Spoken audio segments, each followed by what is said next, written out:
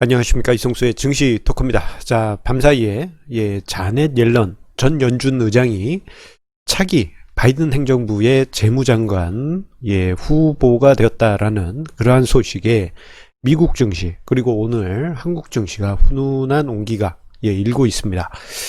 자, 올해 주식시장에 들어오신 분들은 자넷 옐런이라는 이름이 생소하게 느껴지실 거예요. 그리고 자넷 옐런 전 연준 의장이 재무장관이 되면 뭐가 좋은가 이렇게 의아하게 생각하실 수 있습니다.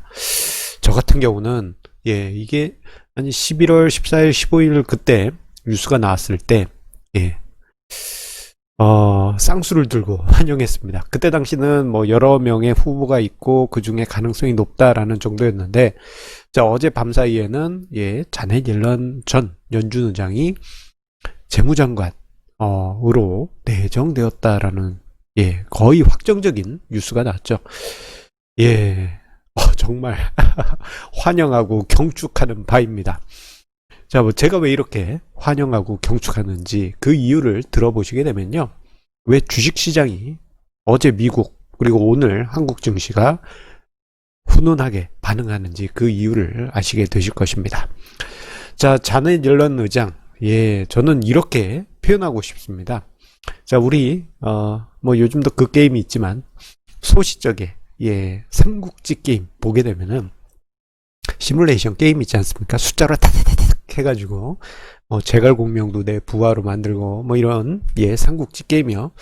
여기서 보면은 처음에 시작할 때 정말 그냥 그런 장수들로만 나라를 꾸려갈 땐 정말 힘든데 지력 100을 가진 제갈공명을 딱 부하로 두는 순간 모든 것이 술술 잘 풀리게 됩니다. 자, 그러한 존재가 바로 자넷 옐런 전 연준 의장이라고 할 수 있겠습니다. 자, 지금으로부터 6년 전, 7년 전이라고 해야 될까요? 자, 그때 당시 이제 옐런 의장이 이제 그 지명을 받을 당시, 그때 당시 뉴스, 그리고 그때 당시 제가 적었던 칼럼들을 다시 이렇게 뒤적뒤적 보다 보니 그때 당시 옐런 의장이 얼마나 엄청난 능력을 가졌는지 다시금 확인할 수 있었습니다.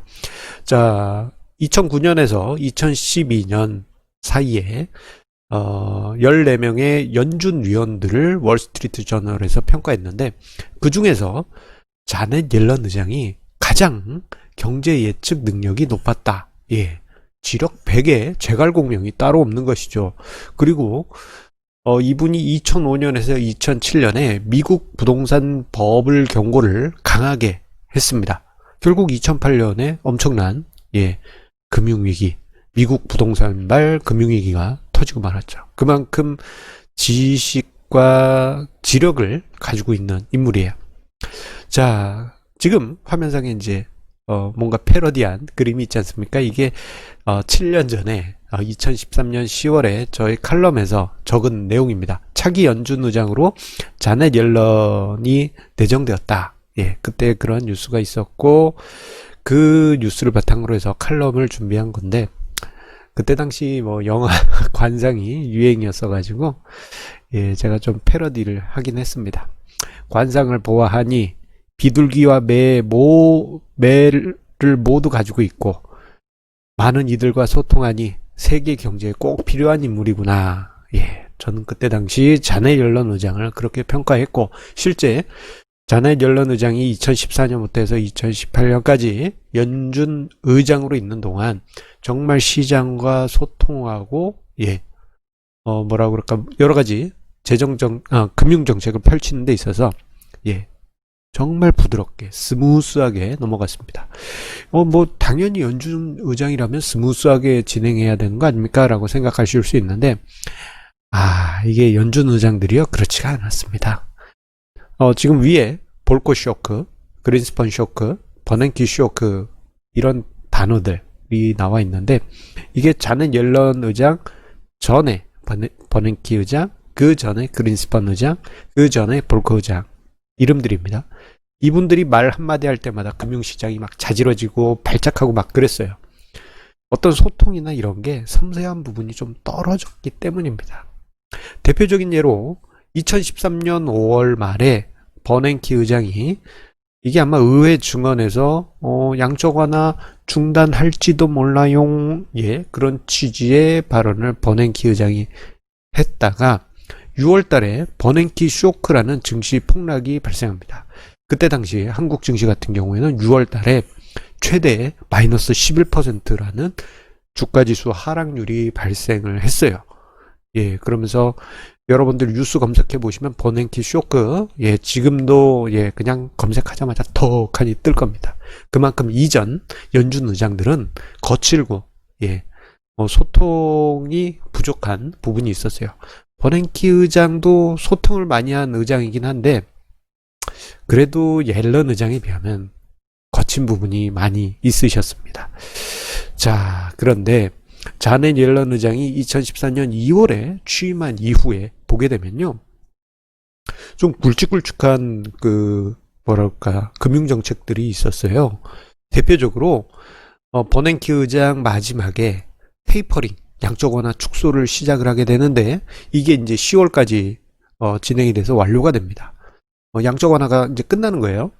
이 과정을 버냉키 의장은 한두 달 정도만 하신 거고, 자, 자넷 옐런 의장이 남은 기간을 다 하신 건데 이 기간 중에 시장이 발작을 일으켰느냐? 아닙니다. 자넷 옐런 의장이 시장하고 계속 소통하면서 시장이 쇼크를 받지 않게 정말 어머니처럼 부드럽게 테이퍼링을 진행을 했습니다. 그 결과 이게 지금 생각해 봐도 양적 완화 축소하고 양적 완화 중단하는 거 이거 충격적인 일이잖아요. 그럼에도 불구하고 그때 당시 미국의 S&P 500 지수는 13%나 상승했습니다. 이런 분입니다. 소통의 코드. 그리고 정말 똑똑하세요. 자, 그리고 이게 이제 그 테이퍼링으로 그쳤느냐? 그게 아닙니다. 2015년 연말부터 해서는 제로금리 수준에 있었던 미국의 기준금리를 인상하기 시작합니다. 자, 2015년 연말에 첫 금리 인상을 시작했고 2016년 연말에도 인상을 시작했어요. 자, 이 과정에서 보게 되면요, 그냥 뭐 예전 연준 위원들은 이제 내가 올릴 거야 뭐 이런 식의 분위기였는데 그게 아니고 자넷 옐런 의장은 한번 올려볼까 생각 중인데 여러분들의 반응도 한번 보면서 이렇게 싹 하면서 시장에 충격을 주지 않고 2015년 연말에 오히려 금리를 인상하고 난 다음에 오히려 부담이 사라지는 그런 상황이 나타났습니다. 와, 정말 대단한 겁니다. 금리를 인상하는데 양적 완화를 중단하는데 시장은 오히려 만세를 불렀어요. 자, 그리고 2017년 세 번의 금리 인상 기간까지도 시장에 큰 부담을 실질적으로 주지 않았습니다. 대신에 2017년의 마지막 금리 인상 같은 경우에는 트럼프 대통령 시기잖아요. 2017년이.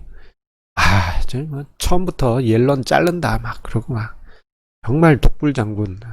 삼국지로 치면은 동모 씨가 생각나는데 저는 옐런 의장 자르면 진짜 맘상할까요? 그랬는데 결국은 파월 의장으로 교체를 했죠.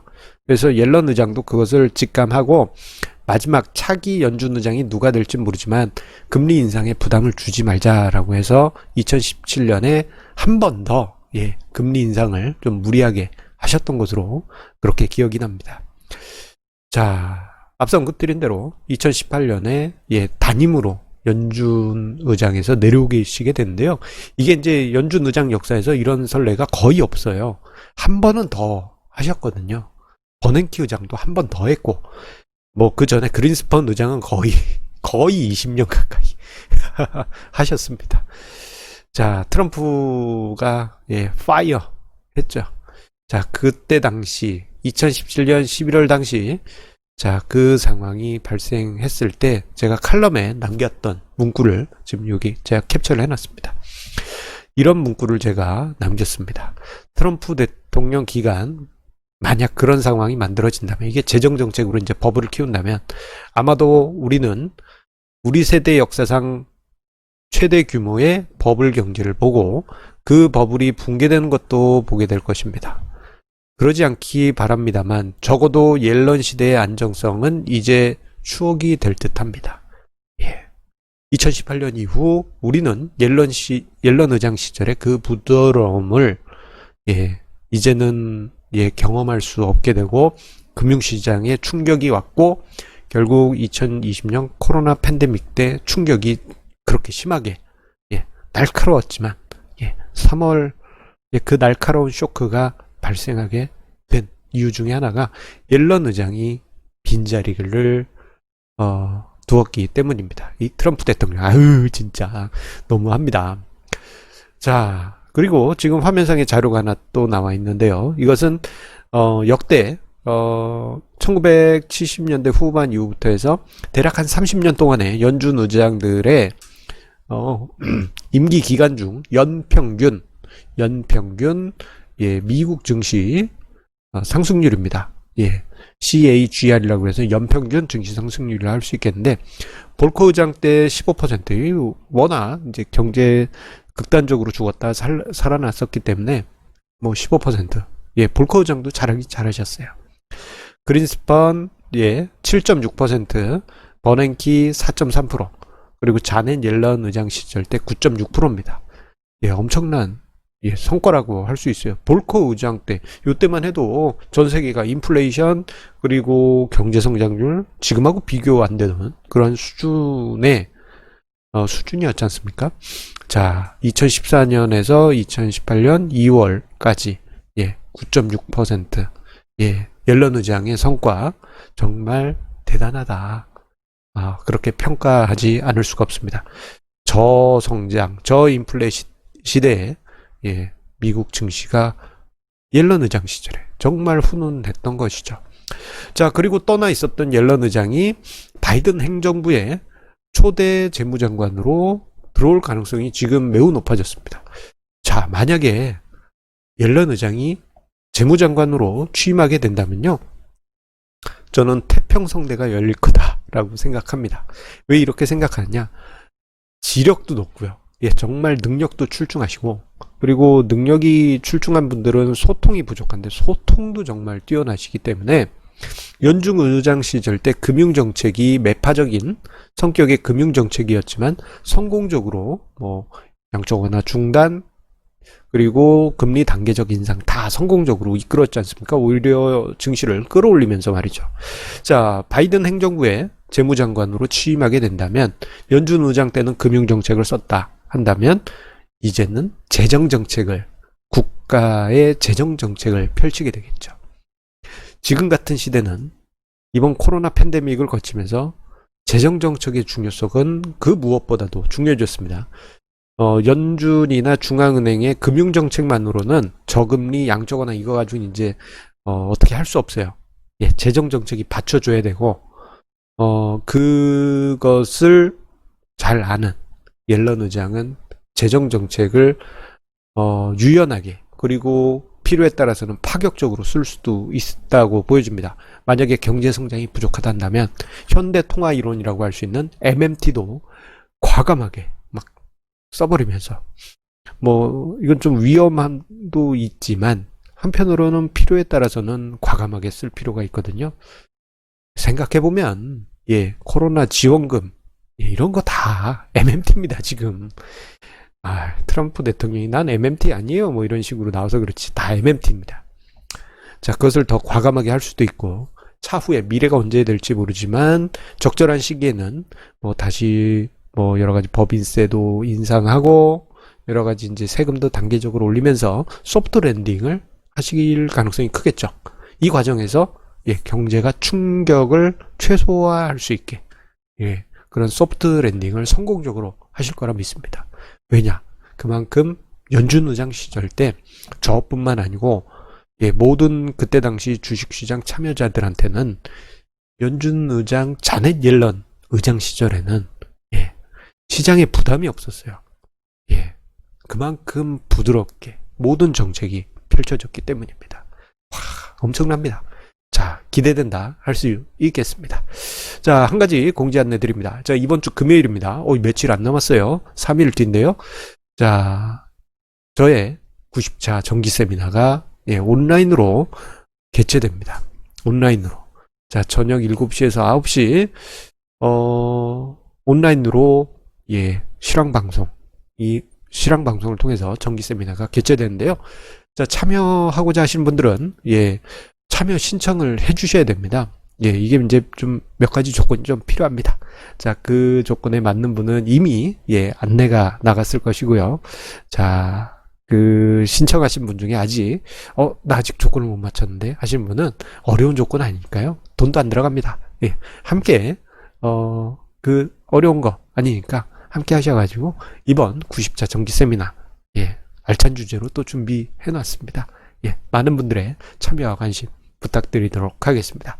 자, 항상 우리 애청자님의 구독, 좋아요, 알람 설정 다시 한번 감사드리면서요. 자, 언제나 이야기 드립니다만 머리 위에 카드 꼭 읽어주십시오. 빚내서 투자하지 마시고 자산 배분 그리고 분산 투자 이어가신다면 성공 투자의 길 꼭 완성하실 수 있을 것입니다. 그리고 자넷 옐런 의장 시절 이제 재무장관으로 이제 꼭 되셔야 되는데 말이죠. 예, 그 날을 기다리도록 하겠습니다. 감사합니다.